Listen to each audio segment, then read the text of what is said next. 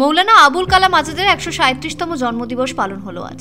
পশ্চিমবঙ্গ মাদ্রাসা শিক্ষা পর্ষদ ও সংখ্যালঘু বিষয়ক দপ্তরের তরফ থেকে অনুষ্ঠানের আয়োজন করা হয়েছিল সল্টলেকের মৌলানা আবুল কালাম আজাদ ভবনে। আজ মৌলানা আবুল কালাম আজাদ পুরস্কার দেওয়া হলো রাজ্যের খ্যাতনামা লোকশিল্পী গায়ক নাজমুল হককে। বেগম রোকেয়া পুরস্কার পেলেন কলকাতার বেলতলা হাই স্কুলের প্রধান শিক্ষিকা। এছাড়াও রাজ্যের বিভিন্ন মাদ্রাসার ৬ জন প্রধান শিক্ষকের হাতে পুরস্কার তুলে দেওয়া হয়। অনুষ্ঠানে ছিলেন রাজ্যের মন্ত্রী ফিরহাদ হাকিম, রাজ্য মাইনরিটি কমিশনের চেয়ারম্যান, পূবের কলম পত্রিকার সম্পাদক আহমদ হাসান ইমরান। শিক্ষাক্ষেত্রে উল্লেখযোগ্য অবদানের জন্য এই ৬টা মাদ্রাসাকে মনোনীত করা হয়। এদিন সল্টলেকের মৌলানা আবুল কালাম আজাদ ভবনে উপস্থিত ছিলেন সমাজের বিশিষ্ট ব্যক্তি, বুদ্ধিজীবী ও বিভিন্ন মাদ্রাসার প্রতিনিধিরা। রাজ্যের মন্ত্রী ফিরহাদ হাকিম বলেন, যখন স্বাধীনতা সংগ্রাম হয়েছিল তখন ষড়যন্ত্র করে দেশকে ভাগ করা হয়েছিল। আমরা বিশ্বাস করি আমাদের ভারতের মাইনরিটিদের ভারতের অধিকার প্রতিষ্ঠা রাখার জন্য আবুল কালাম আজাদ সাহেবের যে অবদান, সেই অবদান মৌলানা চিরস্মরণীয়। যখন স্বাধীনতা সংগ্রাম হয়েছিল, যখন আমাদের দেশটাকে একটা কনস্পিরেসির শিকার করে দেশটাকে ভাগ করা হয়েছিল, সেই কনস্পিরেসিতে যেরকম মুসলিম লীগ ছিল, সেরকম আরএসএস ছিল, ব্রিটিশ ছিল, সবাই মিলে আমাদের দেশটাকে ভাগ করে দেয়। ভারতীয় মুসলিমদের সেই সময় অধিকার রক্ষার জন্য দলের মধ্যে এবং গভর্নমেন্টে যখন ফর্ম হচ্ছে, সেই সময় সব থেকে বেশি যদি কারোর অবদান থাকে সেটা আমাদের মৌলানা আবুল কালাম আজাদ। এবং সেই সময়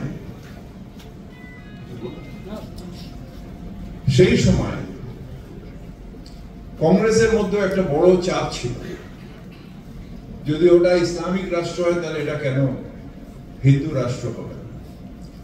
সেই সময় আমাদের তার নেতৃত্বে ভারতের মুসলিমরা এটা ঠিক করলেন যে আমরা আমাদের রাষ্ট্র ভারতবর্ষ, আমাদের রাষ্ট্র হিন্দুস্তান, এবং এই রাষ্ট্রে আমরা মর্যাদার সাথে মাথা তুলে থাকবো। তার কারণ এই রাষ্ট্র সর্বধর্মের বিশ্বাসী, এই রাষ্ট্র সেকুলার রাষ্ট্র, তাই এই রাষ্ট্র হচ্ছে আমাদের ধর্ম নিরপেক্ষ রাষ্ট্র, এবং আমরা সগর্বে বলবো সারে জাহাঁ সে আচ্ছা এ হিন্দুস্তান। রাজ্য মাইনরিটি কমিশনের চেয়ারম্যান আহমেদ হাসান ইমরান বলেন, আধুনিক ভারতের শিক্ষা ব্যবস্থা তিনি গড়েছিলেন দেশের শিক্ষামন্ত্রী হয়ে। তার জন্ম হয়েছিল পবিত্র মক্কায়, কিন্তু তিনি বড় হয়েছেন আমাদের এই কলকাতায়, এবং বাংলার সঙ্গে তার বিশেষ সম্পর্ক ছিল। এই কথাটা আমরা ভুলে যাই। এবং মৌলানা আবুল কালাম আজাদ বরাবরই তিনি বাংলায় ছিলেন। হ্যাঁ, দিল্লিতে তাকে থাকতে হয়েছিল, তাকে জেলবন্দি থাকতে হয়েছিল বিভিন্ন প্রদেশে, কিন্তু উনি আমাদের বাংলার মানুষ, এটা আমরা গর্ব করে বলতে পারি। এই বাংলার মানুষ তিনি, মৌলানা আবুল কালাম আজাদ। তো তার স্ত্রী জুলেখা, যিনি তার স্বামীর অবর্তমানে কত কষ্ট করেছেন, তো আপনারা জানেন তিনি কিন্তু আমাদের হুগলির মেয়ে। তো এবং তাদের কবর এখানেই হয়েছিল মানিকতলায়, তা আপনারা সবাই জানেন হয়তো। তার পিতারও কবর মানিকতলায় রয়েছে।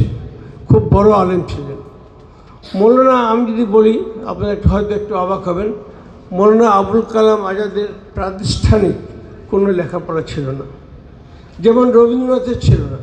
আপনারা জানেন যে রবীন্দ্রনাথের কোনো ডিগ্রি নেই, মৌলানা আবুল কালাম আজাদেরও কোনো ডিগ্রি নেই, কিন্তু তিনি ভারতের শিক্ষামন্ত্রী হয়েছিলেন এবং আধুনিক ভারতের শিক্ষা ব্যবস্থাকে তিনিই গড়েছিলেন, মৌলানা আবুল কালাম আজাদ। এবং তিনি ইউজিসি করেছেন, সবাই জানে এই কথাগুলো। তিনি আমাদের আইআইটি করেছেন, সব উনিই করেছিলেন। তো কিন্তু তিনি একজন আরবি শিক্ষিত লোক, তিনি ছিলেন বহুমুখী প্রতিভা। আজকে আমি কলম পত্রিকায় তার সম্পর্কে একটা লিখেছি, নিবন্ধ লিখেছি। যারা কলম পত্রিকা পান তাদেরকে পড়ার জন্য আহ্বান করছি, এবং আমাদের ডিজিটালও আছে। তো আমি যেটা বলতে চাইব যে আবুল কালাম আজাদ সেই ব্যক্তিত্ব, ভারতের স্বাধীনতা সংগ্রামে যার যে অবদান, সেটা সত্যিকার অর্থেই একটা বিরাট জিনিস। আবুল কালাম আজাদ কংগ্রেস যারা স্বাধীনতা আন্দোলন করছিল সে সময়, জাতীয় কংগ্রেস, তার সব থেকে বেশিবার প্রেসিডেন্ট হয়েছেন। এবং শেষ দিকে যখন অন্য কংগ্রেস নেতারা জেলে বা তখন তিনি কংগ্রেসের হাল ধরেছিলেন এবং 5-6 বছর এক নাগারে তিনি কংগ্রেসের প্রেসিডেন্ট ছিলেন। মৌলানা আবুল কালাম আজাদ সেই ব্যক্তিত্ব যিনি ভারতকে অখণ্ড রাখার জন্য চেষ্টা করেছিলেন এবং তিনি প্রস্তাব দিয়েছিলেন ফেডারেল ব্যবস্থার, যুক্তরাষ্ট্রীয় ব্যবস্থার, যাতে পাকিস্তান, বাংলাদেশ এবং আমাদের ভারত এক থাকতে পারে, অখণ্ড ভারত থাকতে পারে। আপনারা যদি ইন্ডিয়া উইন্স ফ্রিডম পড়েন আপনারা দেখতে পাবেন, বাংলায় সেটার অনুবাদ রয়েছে উর্দুতেও। আপনারা দেখতে পাবেন কী মহাপরিকল্পনা করেছিলেন এবং গান্ধীজি তাদের রাজি হয়েছিলেন। তৃণমূল কংগ্রেসের রাজ্যসভার সাংসদ নাদিমুল হক বলেন, এ ধরনের অনুষ্ঠান সমাজে বিশেষ বার্তা বহন করে। আবুল কালাম আজাদের নামে একটা অ্যাওয়ার্ড আর বেগম রোকেয়ার নামে অ্যাওয়ার্ড দুজন পেল।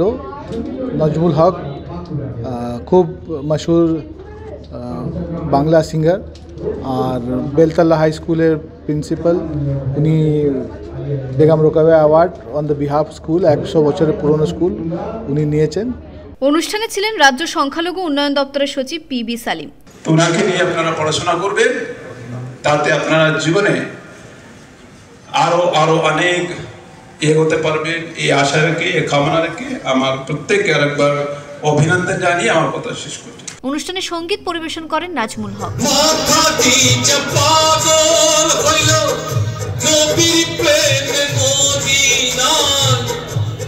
শিশুনে পাগল হয়ে রাধা ছোট যমুনা,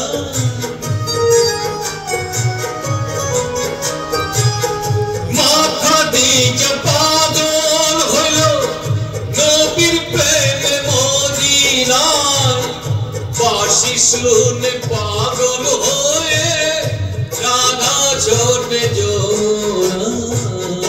শনি রে হিন্দু, শনি রে মুসলিম, শনি রে হিন্দু, শনি রে মুসলিম, মুসলমান হিন্দু মন একই কুল জন্ম মোদের, একই স্তনে দুগ্ধ পান।